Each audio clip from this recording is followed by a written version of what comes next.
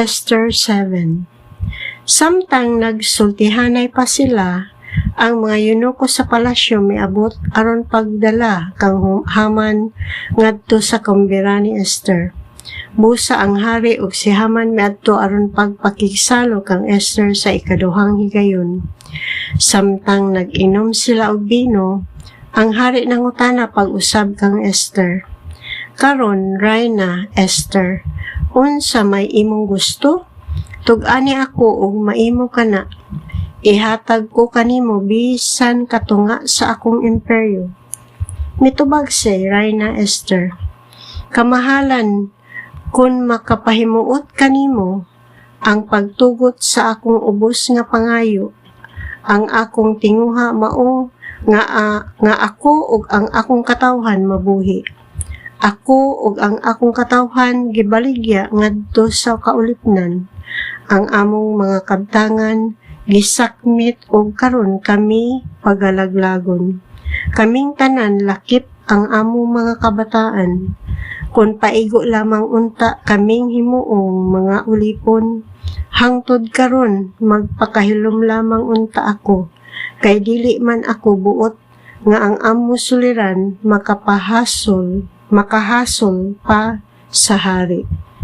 Unya, si Hari Ahasuero nangutana kang Esther, kasi nangahas sa pagbuhat sa maong butang? Mitubag si Esther, ang among kaaway, mao kining daotang tawo nga si Haman.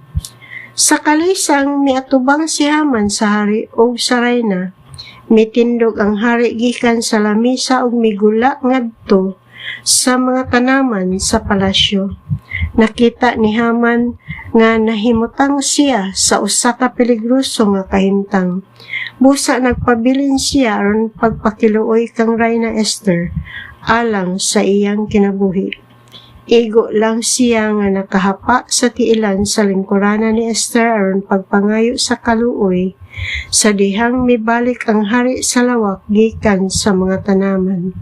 Sa pagkakita niya niini ang hari misinggit, imo bang luguson ang akong asawa dinhi sa akong kaugalingong palasyo? Sa pagkadungog ni Haman ini, mitalikod siya nga nawad-an na sa paglaom.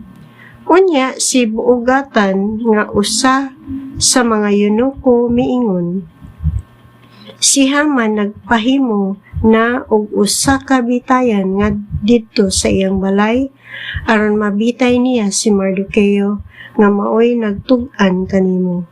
Kamahalan, mahitungod sa daotang laraw, ug kini may 22 ka metros ang gihabugon. Ang hari misugo, bitaya si Haman didto. Busa, gibitay si Haman didto sa bitayan nga iyang gitukod alang kang Mardukeo. Unya, napuy-puy ang kasuko sa hari.